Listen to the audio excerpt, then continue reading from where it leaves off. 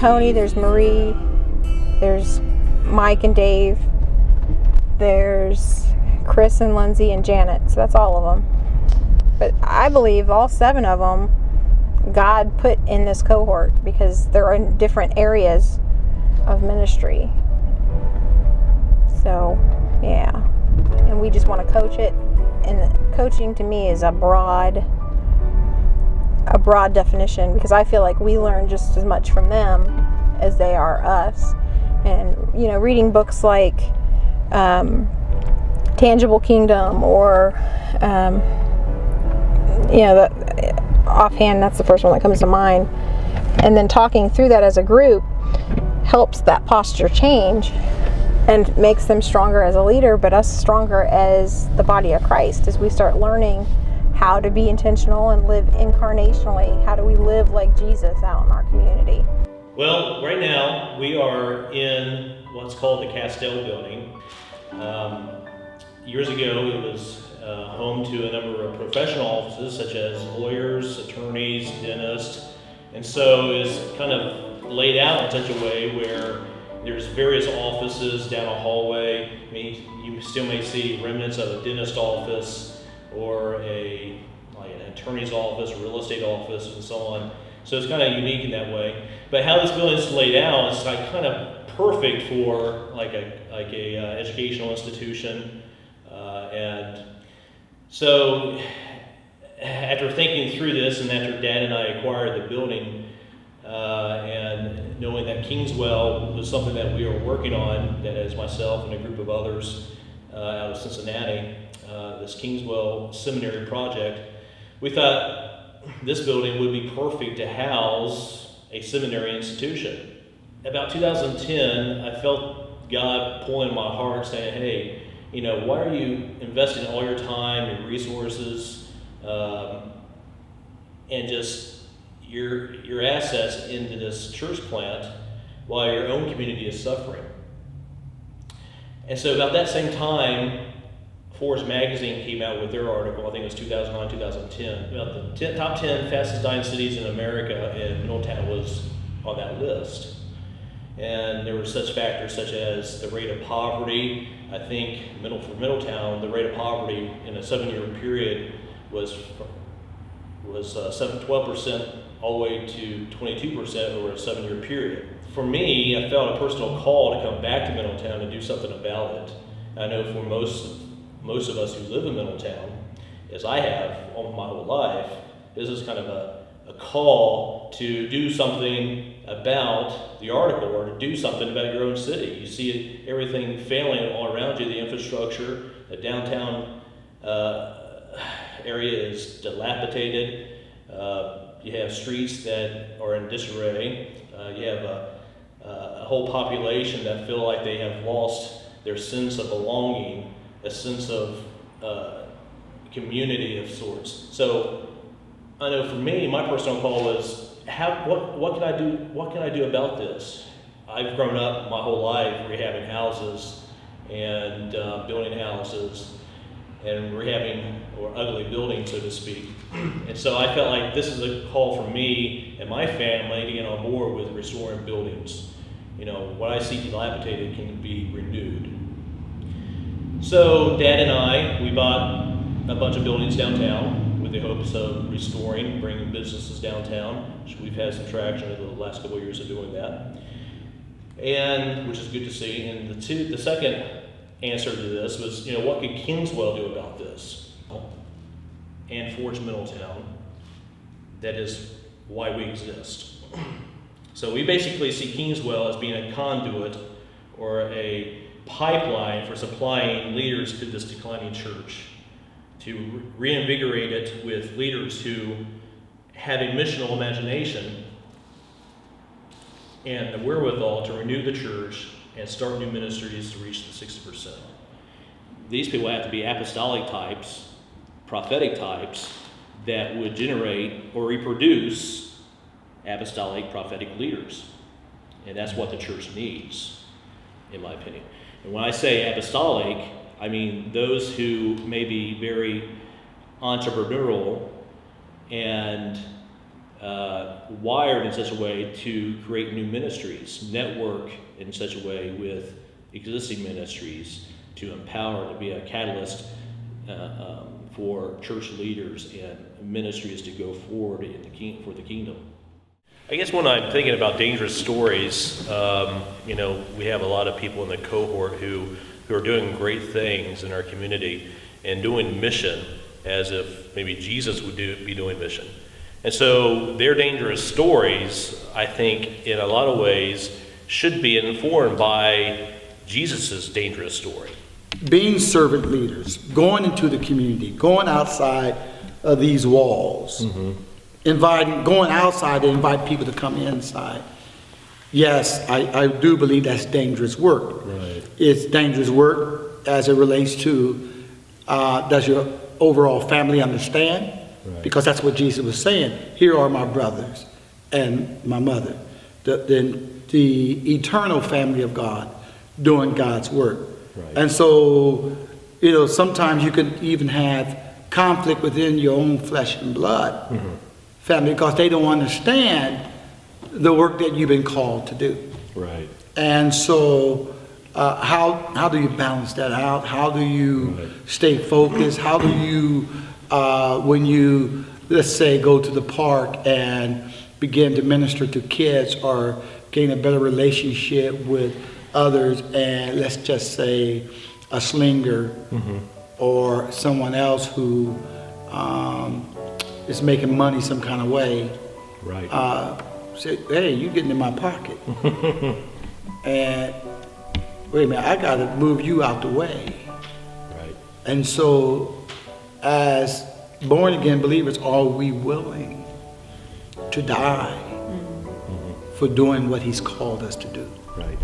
So those in the cohort, how they even came to know about Forge and be part of the training was I'm a connector, and as I'm connecting and connect with different people in the community, I come across and meet them, and I see that they're already doing something missional.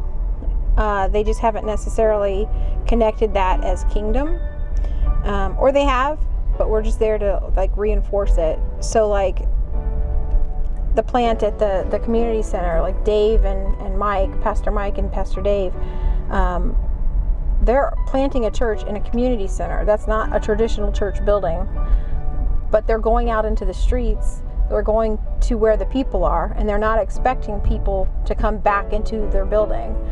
So they're living missionally. They get that concept, and so it was a no-brainer to have them apply and be part of the cohort. I was very intentional in inviting them. You gotta count. Oh. He has to count, Brad. You wanna play? He has to count. Okay, tell him how to play the game.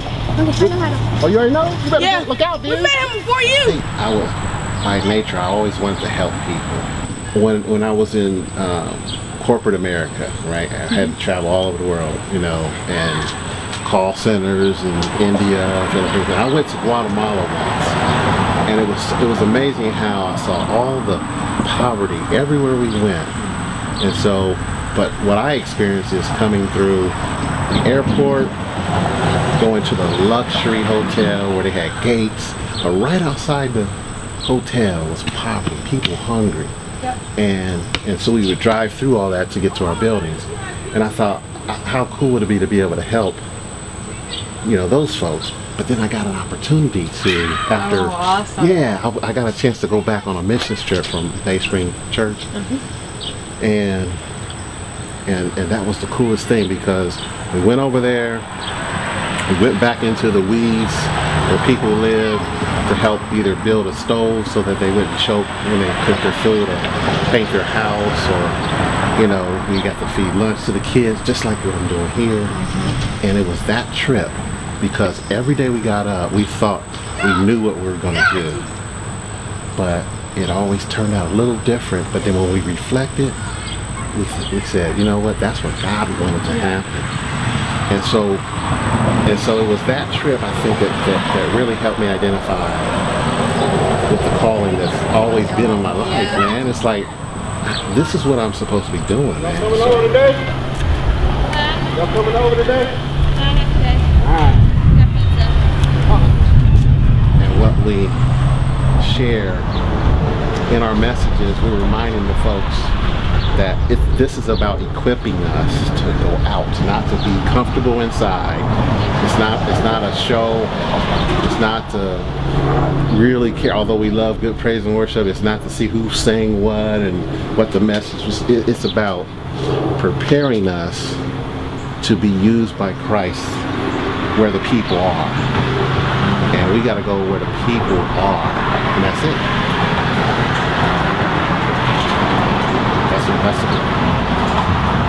And it's a transformation. I'm transforming because I've got the traditional piece, and then when I'm in a traditional setting, I'm hearing what they're talking about. It's all good, but I'm sensing a little like discomfort that I haven't heard anything that said going out. I hear something that says, come in and just be like me, and that's all right. But I don't hear anything about how we're going to strategize to go and feed this family. Where's Poopy at? Yeah, Where's Jeremy? Who gets this? me. I don't get up. It was 3 people. When you hear Mom say, eat that sandwich, because that might be all you're going to have today. It just kind of like, that hurts, man. You know, my heart cries every day for these folks, man, and it's I want to do everything I can to help them. Sometimes I can't do anything. I can pray for them. Well, I was just telling somebody the other day is that he still loves us. He still loves you, and I know it because that's the love I'm showing just being here with you. You know, and even in the midst, I was telling somebody the other day, the scripture that has helped me before is in Philippians, where it talks about, you know, even while you're in your situation, you know, there's things that you can still give thanks for and praise Him for. And while you're giving thanks and praise, you let them know what you need.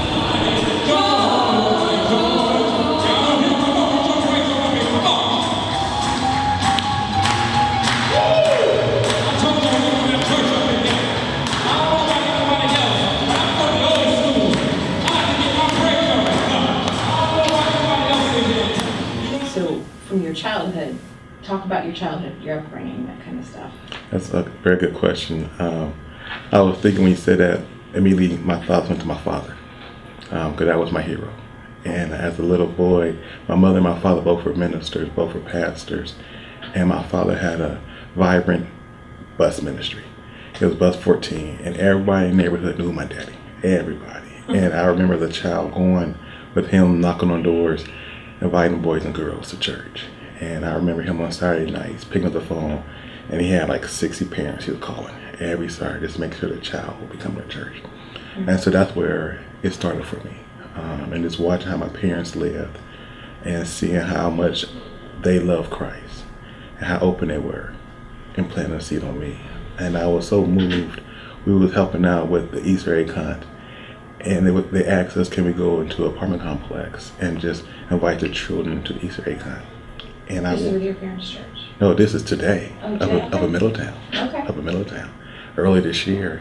And they asked, can we go? And so me and my youth pastor, Pastor Andy, went, and I had my daughter with me. And it was so awesome. I went knocking on the door, and I spoke and invited. And then the next time, I had my daughter do it. And so it was like full circle for me, you know, because here I am as a little child following my daddy's footsteps. And here I am as a father. And here's my daughter following my footsteps. It was just powerful to me, you know. And so that's where I get the genesis, you know. That's where I learned to be who I am. It's not a coincidence that we're in this conversation. It's not a coincidence I'm in this cohort. I love the team. We got a great group of people. I love we get together, this conversation and take place. And I'm where God wanted me to be. I left a day job for this. And I've been doing this full time. And the hearts that we're touching and the people that we're impacting. When we started, somebody told us that it's going to be real tough to reach this community for Christ, and the last couple of Saturdays, we have seen families actually from the community come to our congregation. And it's been moving. We started with a party in the park event back in May, and ever since then, at least one family has come into our congregation, at least hang out with us every Saturday. This past Saturday, we had 2 men come with their families, and they shared powerful testimonies. And that was just so awesome, because it's what God wanted me to hear, because I need to hear it, because we just love on people, you know. And so just being honest and open, and then letting go. You know, if we say God got it, He got it. Won't you come and join us? We're going to go out into the community and invite boys and girls to movie night. We have a pond that we call Townhome West, one of our ponds that we're going to go hang out with and invite some children. We also are excited about that. We also have one of our members, Mark Ruthin. He's our director of evangelism, and we're excited to see him. So Mark, say hello to everybody. Come on, everybody. How's it going? This is our brother. We love him a lot, and we're going to take a couple people out and go into the community and just knock on doors and invite them to movie night. So that's what we're going to do right now. So we were blessed this whole summer to pair up with Salvation Army with the Meet Up, Eat Up, and we were able to minister to some children in the community, provide them a lunch. And Pastor Dave, myself, and 2 other members of our staff, Ann and Karen, came up every day, and we provided lunch for the children and hung out. And me being a big kid, oftentimes I was out in the back playing games, trying to play basketball. I'm not really good at that no more. Don't laugh, Pastor. And Pastor Dave oftentimes was ministering to the parents inside. And so we developed some awesome relationships. So perhaps as we go out into Townhome West, we'll be able to find some of our kids that we hang out with and invite them to the movie night. Then you go into like Marie, same thing. She's at the community center. She's over in Baltimore Park. She's living it. She's living what she's reading in Scripture, and she's understanding Scripture to be, you know, you go where the people are. She's doing it for the kids in this city, and so it was a no-brainer to have her in the cohort.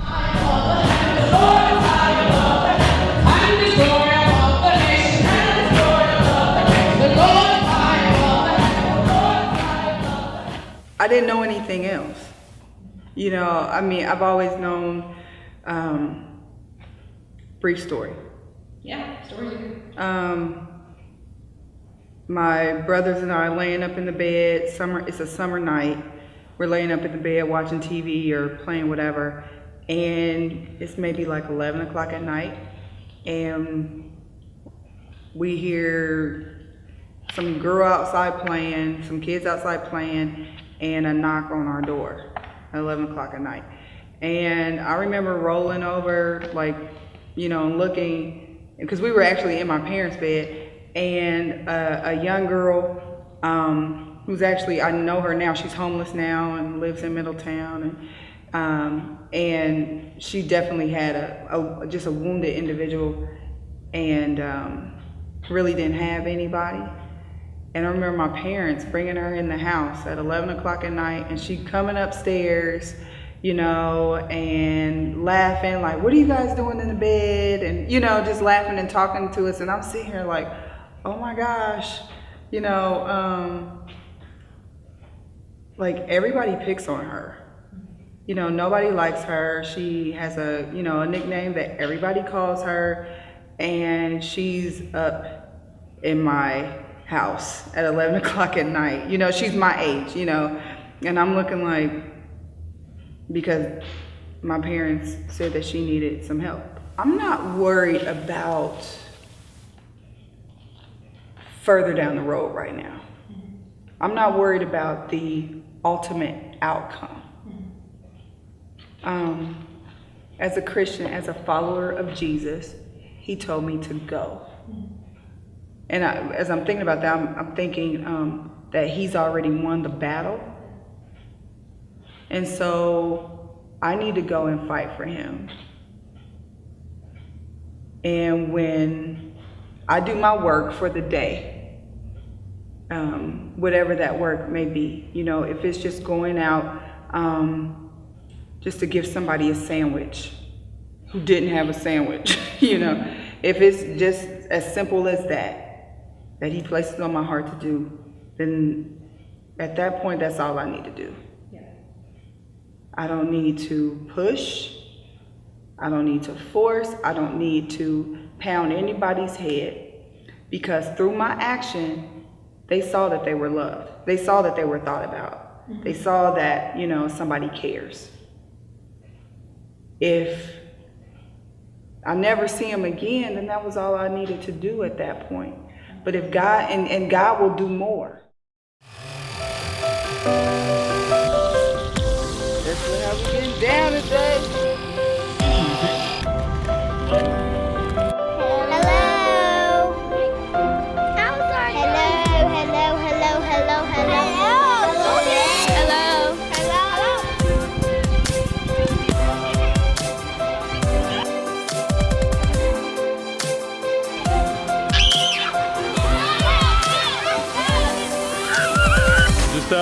Water fun day for the kids. I've been working down here at the center. It's my second year now, and so just the past 2 summers been down here just providing a place for kids to come, hang out, have a good time, and like today, just come out here and be a kid. So my church is planning on doing some intentional living, which is basically they're buying a house in a neighborhood, and I'm going to be a missionary to that neighborhood.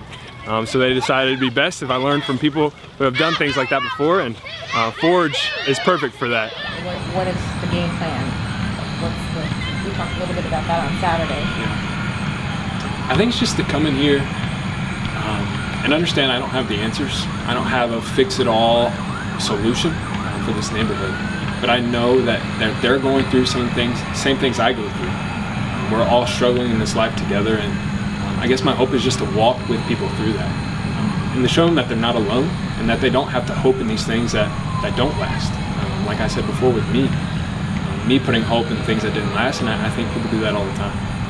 And so I want to show them where the true hope comes from, and that's Jesus. And I hope to walk alongside with them, share my struggles with them as they share their struggles, and then share with them where I find my peace. My mom suffers from mental illness. My dad was an alcoholic, and just a lot of back and forth. Children's services was involved, and a lot of just not knowing my identity and not knowing who to place my identity in. I think it's very easy to, whatever your parents tell you, that's kind of what you believe, and that's who you become, and you look to them for as an example and as just an image of who you're supposed to be. So I think coming to know the Lord was impactful in that way, just giving me something different. And seeing that in the church people saw something different than my parents saw in me, I think was really impactful. And now being able to do that in other kids, to say your home situation doesn't define you. There's more to life than what you've experienced in these 7 years of life. And you have the ability to change your outcome.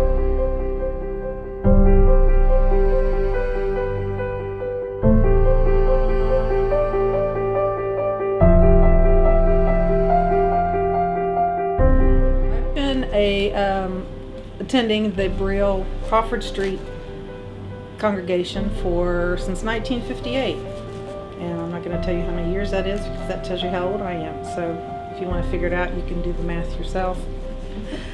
But my parents brought me there as a child. But what I'm here to talk about today is, about a year ago I received what I feel like was a calling, which I've always thought was something that only happened to preachers.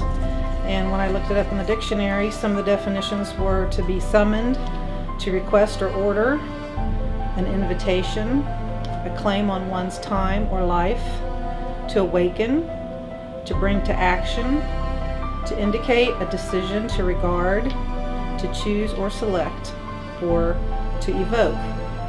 But when I looked up the word evoke, it said invoke, which is to call on for aid, support, or inspiration. And I think that's going to be God's part of my calling. I also looked up the word mission, because I've been called to mission. And a mission can be a church or a congregation without a priest. So that can mean anywhere. So what I feel like I've been called to do is to get out of my comfort zone and share the love of God that I've been privileged to know in my life. So I'm going to move to another part of town. I'm going to use the gifts I've been given, and I'm going to do what Jesus did. I'm going to be the hands and feet of Him and show the love of God for everyone I meet. One of my favorite prayers I like to share is from St. Francis of Assisi. Lord, make my life an instrument of your peace. Where there is hatred, let me sow love. Where there is injury, pardon. Where there is doubt, faith. Where there is despair, hope. Where there is darkness, light. And where there is sadness, joy.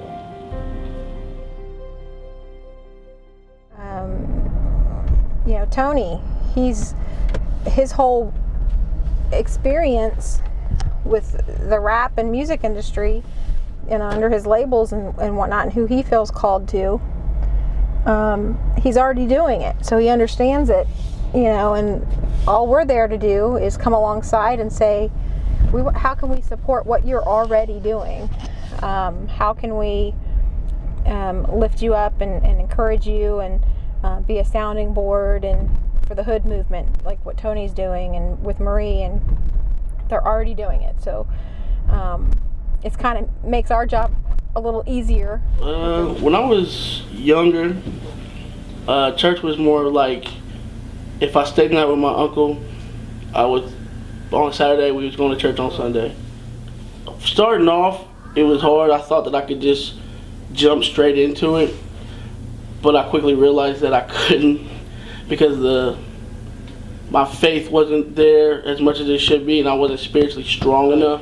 I took a year off from music and just kind of got right spiritually until I guess he felt like I was ready, and I tried it, but I knew that I wanted to be different. I knew that I didn't want to just hit up churches and try to perform at churches. I know that I still wanted to go to the places where I had a relationship with people and maybe show them something different. So I didn't even start off going to churches or anything like that doing shows. I just went straight into going to the clubs and bars and doing all the same shows that I would have done before, just now with a new message. It probably, when I first started wanting to do the work, it hasn't been too long, it's probably about a year and a half now, that I'm like, I'm really going to do this and live for him and do the work for him.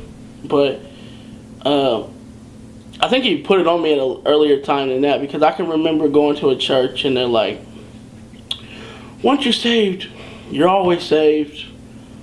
And I was like, oh man, that's cool, And I can remember going, like, just the same night, like same Sunday, going, and I'm on the porch with some of the people that I was at church with, and we're drinking 40s on the porch. And I remember thinking, like, man, this ain't real. Like, this is not real at all. Man, once you're saved, you're always saved. That I'm like, what? Like, this can't be right. So I was I think that's when I kind of knew that that's what I didn't want to be a part of, and I guess that's kind of what turned me away from going to like church for a while, because I was just like, man, what is this? Like, this ain't real. And these dudes are my age that I was drinking with, and it's not that that's really what they believe maybe, but that's just what they grew up hearing from their home church their whole life. So they just thought that's the way it was. And I'm just like, there's got to be more. Working with the kids is definitely, it just brings you into the area and lets you know like what they're getting shown at home or what they think life is about. And being able to like show them something different and show them that there's way more to life than just the streets within the neighborhood. It's just an awesome thing. I taught a rap class there during the school year, and it went pretty good. And the first thing I said was, I was like, what does rap mean to you? And they all raised their hands. They're like, money. I was like, girls. And I'm like, he was like, I want to rap. One of the kids was like, I want to rap about money. I was like, do you have any? He was like, no. And I was like, then how you gonna rap about it if you don't have any? He was like, I can pretend I got some. And I was like, well, that's what a lot of artists do, is pretend that they have money and they rap about it. And I was like, so I'm like, why don't you rap about stuff you like? Why don't you rap about your home life? Why don't you rap about school? Or you like shoes? You know, he had a pair of Jordans. You like Jordans? Rap about Jordans. So, they ended up making a song about being drug free. I think that was the project that we had, our first project, and just showing them something different. You know, they're used to the same old stuff every day. We never really know what's going on at home or what they see at home. So just being able to be that little bit of lighter, a little bit of something different, and it's awesome. I've felt led to just go and just pray through the streets. Sometimes it's just in my car, and that's the extent of it. Sometimes if I have somebody with me, I'll go into, I'll see somebody that I know on their porch, and I'll go sit with them and just hang and hear about. Really, majority of the time I do that. It's me listening more so than me talking. And I've just started recently challenging them, in the sense of what's going on in your life. Well, what are you doing about it? And challenging them and telling them, trying to empower them to know that they can do something about their situations. And so that's a big portion of my week. Get my good side. Make sure you don't show them to my mama though.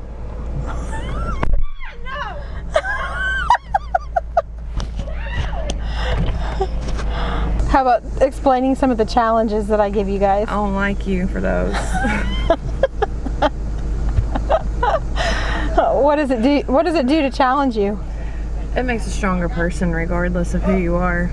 Yeah. It's the challenges that I've had personally. I know it's made me look at who I really was and figure out. I wouldn't cry. It's okay. Crying is part of the healing. And leave it to me to show up with a camera. Right? Okay. But you have a cool story. And God's moving. It's just the challenges that I go through every day, and then the challenges you give me make me realize who I am. In Christ. And which is pretty much a bomb.com person. If it wasn't for those challenges, I wouldn't know who I am. I really wouldn't.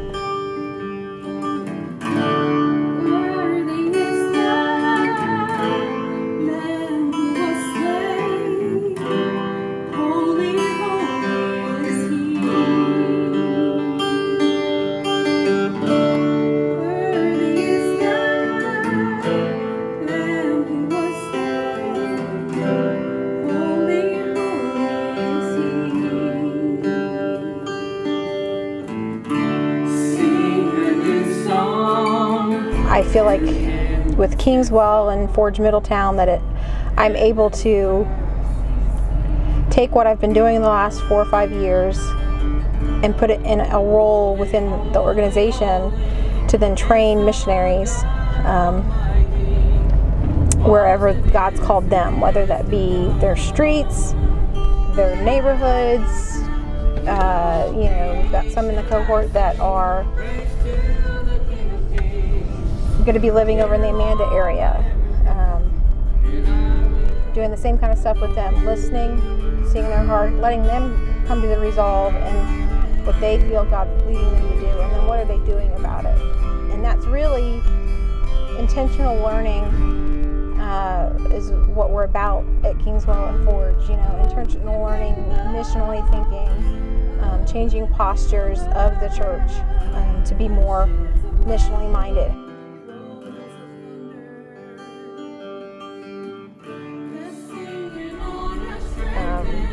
Everyone likes a really good story. It's even better when it's a positive, true story, and those aren't told enough. It's like it's all the stuff that's happened with the police and race riots and stuff like that. We tend to only hear the negative stories. There's a lot of positive. A lot of positive stuff within the police. We just saw 2 police officers changing a tire for somebody. Those stories need to be told. And that's what this is about, telling those stories on a real level, keeping it real. And we hear a lot about drug addicts, but we don't always hear about the redemption stories of drug addicts. you know, those that have gotten clean, those that have figured out how to walk differently and better for them, not using drugs. So we can tell stories around that. Amen. Holy, holy, holy.